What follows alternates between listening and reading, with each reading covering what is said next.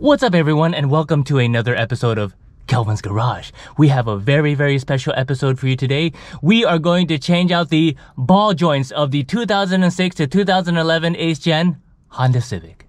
Now, if you remember from last time, while we were replacing the front loaded knuckles on the vehicle to repair the wheel bearing, we noticed that the ball joints, the ones that came with the Moog aftermarket control arms, were starting to break down, okay? So the boot surrounding the ball joint was tearing and grease was leaking out of it. So we needed to find a quick solution and repair those ball joints. All right, let's take a look at these beautiful new ball joints that I bought from Rock Auto, okay? This is the Dorman, okay? The Dorman Premium XL ball joint, okay? BJ 59124XL, okay? And BJ 59123XL, okay? Now, these do not have greasable connections to it, but that's okay, okay? Because these are premium. You know, I think they were trying to go for something that's like OEM grade here, okay? But let's take one out and see, okay? So here's the ball joint, okay? You see it's pretty heavy duty looking, pretty solid metal right here, okay? It comes with the castle nut, as you can see here, and it also has the two nuts, okay? The two nuts and the bolt that go on the other end of the ball joint. All right, so here's the nut. Here are the nuts. Here are the nuts, okay? And here's a bolt, right? And it also comes with a new cotter pin, okay? Cotter pin.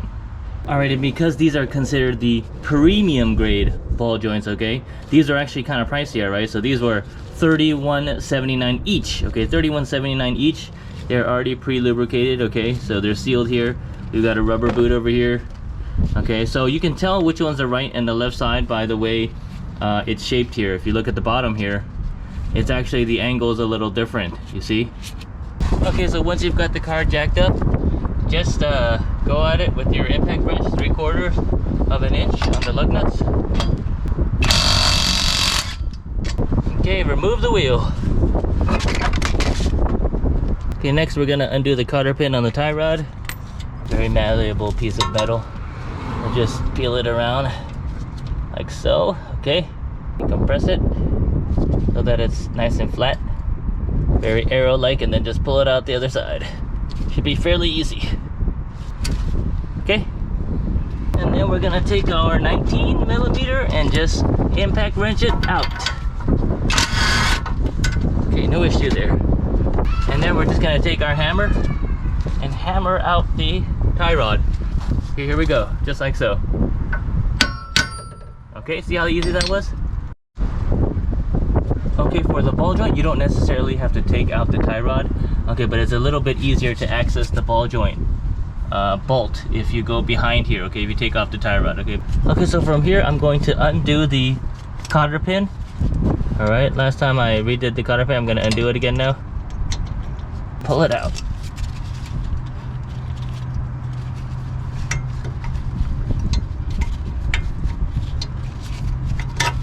Okay, like that, okay, pull it out. Okay, so what I'm gonna do is I'll put this tie rod back on lightly, okay? And that'll allow us to have some resistance on the castle nut. Going back on, all right, like so. And then with my 19mm, I'm going to take out this castle nut. Okay, that's it. Okay, it's been loosened now. So now I'm going to use the ball joint separator to separate the ball joint from the knuckle. So if you remember here, it gets a little stuck. The castle nut cannot be completely removed because it hits the axle here, okay? So we can only unscrew it partially, okay? And then what we'll do is we'll pop this ball joint off and slowly unscrew as we pop it off, little by little. Okay, let's now take the tie rod back off again. And then we're going to use our ball joint separator tool. Remember to use the setting here, okay, the upper setting for this ball joint. This upper setting on the tool, like so. Okay, that way it gives it enough distance to access. Okay, but insert the ball joint separator tool inside here. Okay, should fit nicely in between, just like that. Okay, make sure that the top part of it is hitting, you know, the top part of that bolt. Okay, and the underside is underneath. Okay, and then we're going to use our screw here to activate the separator tool, separate the ball joint. And when that happens, we should hear a loud pop.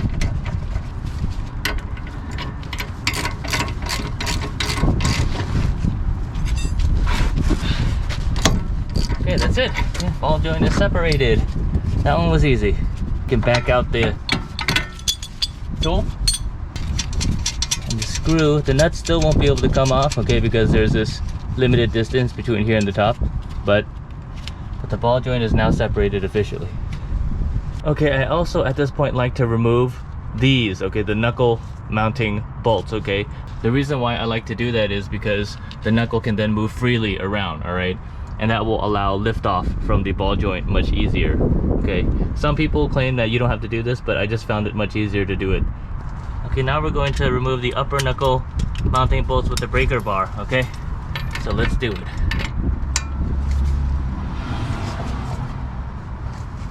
Okay, there goes one, and there goes two. Piece of cake.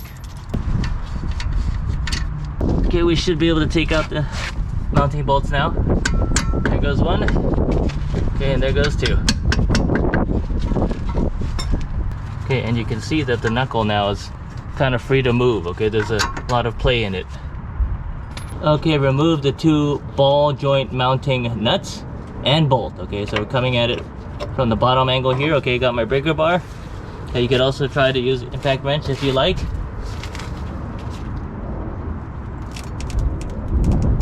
Okay, there goes one. There goes the second one. Okay, the third one is a bolt. Okay, might be a little trickier, but same idea.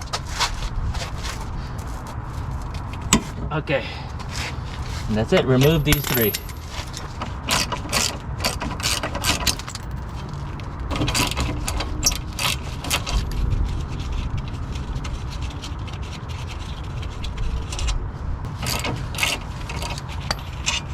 Okay, you should be able to remove the ball joint from the control arm, okay, and the castle nut.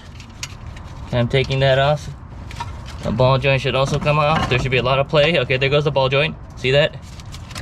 But I'm just gonna let it dangle right here. You guys see that? Okay, I'm gonna take off the castle nut like so. Okay, and that's it. That's the ball joint. Okay, now let's take a look at the old versus the new ball joint. Okay, make sure you get the correct one. Okay, so if you look at it at this angle here, okay, you see that there's some kind of a profile here where it slants down like this. You see that? Okay, and if you get the correct ball joint, it should match up. Okay, so make sure you use the correct one. Okay, so what I'm going to do first is I'm going to put the ball joint through, okay, just like so. I'm just gonna put the castle nut and screw it on gently, okay? That way we know the castle nut will be in place when we torque it down, all right?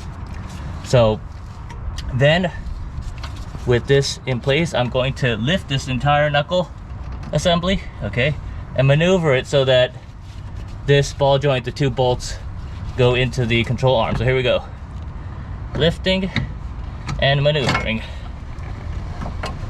Lifting and maneuvering.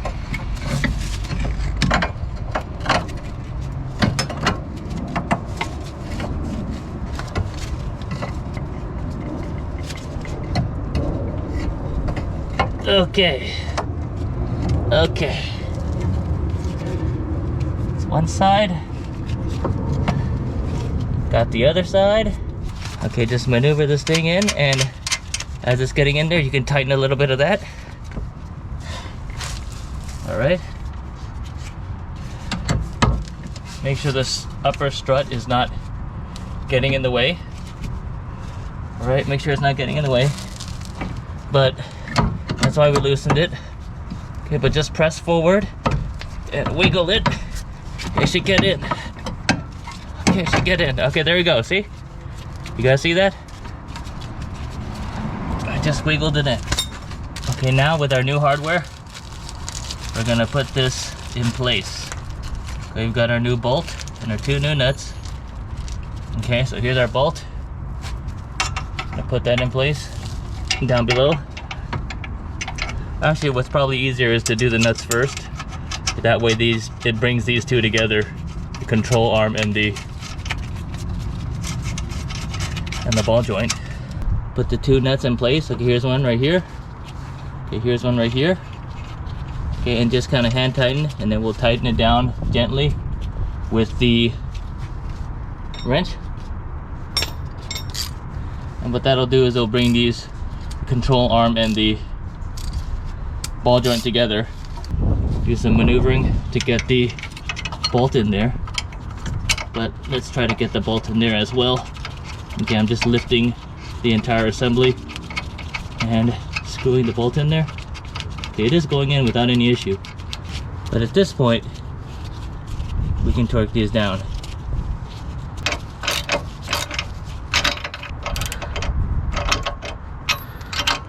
Torque them down one by one before we put the full torquing force on them.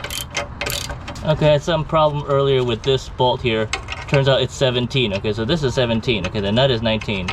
The bolt is 17. Okay, so with 17 you shouldn't have any issues with the angle. Okay, I was getting some problem with this thing hitting against it, but it turns out this is actually 17. Okay, I'm now gonna use one of my special little wrenches here to tighten down the 17 here. 43 pound-feet, here we go.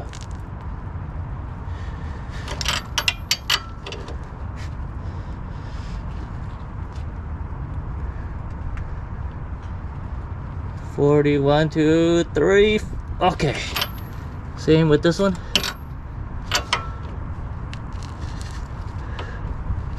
Okay, now this one might be a little hard to get to because of the way the bolt kind of sits in there. Okay, but I have a special tool. Basically, it's an adapter which comes out and gets a little bit narrow, just narrow enough for me to put my torque wrench around the other end of it. Okay, so if you don't have such a tool, it might be a little difficult, but just letting you know. Okay, just pulling a little trick here. Okay, and I'm gonna torque it down using the special socket. Okay, so 43 pound-feet. Okay, now that we have the ball joint secured, okay, we're going to now put all the bolts in place, okay, and just hand tighten before we torque it down. Okay, so we're gonna put these 2 bolts in place, the tie rod nut in place, the castle nut we're gonna screw down in place. Okay, and then we're going to load the suspension and then torque everything down. Okay, we have now loaded our suspension here. Okay, so loaded enough to the point where the car starts lifting off just a little bit off the jack stand. Okay, but not too much. Okay. Okay, now we're fully loaded. Now we have to tighten up the bolts. Okay. Torque these 2 big ones down 67 foot-pounds.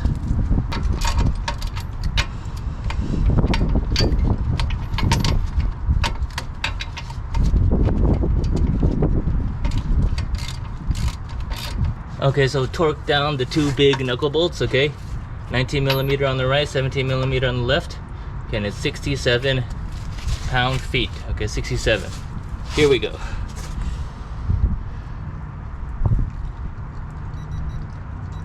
Okay. Okay, and let's do 67 on the top one.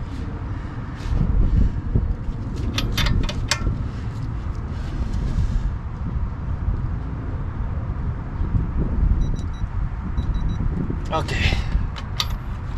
Okay, now for the castle nut, we've done it in the past a couple times, but because it's in its inconvenient position, we're just going to tighten it down with a wrench as tight as possible.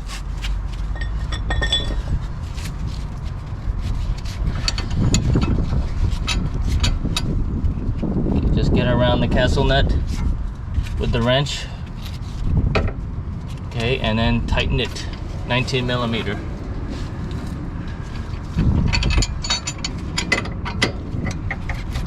Should be, I think, 51 to 58 pound-feet, but like I said, we're gonna do it with the wrench.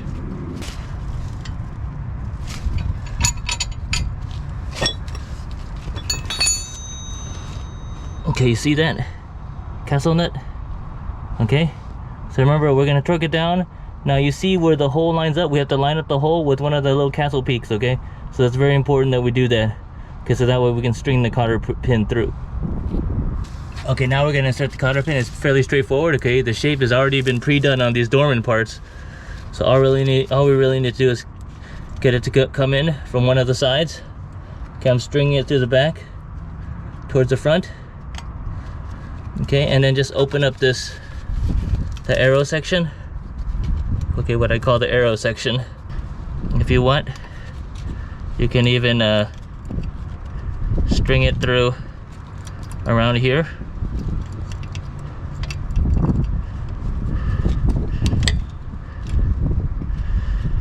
Bend it so that it doesn't come off. Okay, and for the tie rod nut, that's 40. Okay, 40, okay. And remember to string the cotter pin on that one as well. So we'll just string it right through like so. Okay, then use a plier and split the cotter pin so that it goes 2 different directions. Okay, one like this, one like this. Okay, just like that, you see? Cotter pin.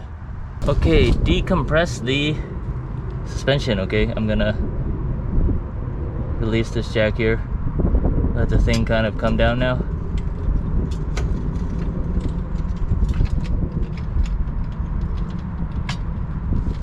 And finally put the wheel back on and torque it down to 80 pound-feet. 80 pound-feet.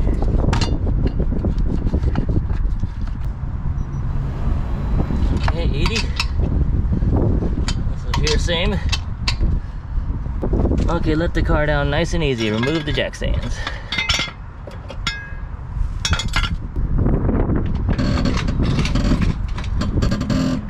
Alright, and that's it. I hope you enjoyed this episode of Kelvin's Garage, and if this was helpful, please like, comment, and subscribe, and stay tuned for more tips and tricks on maintaining your car and your Honda Civic. See you next time.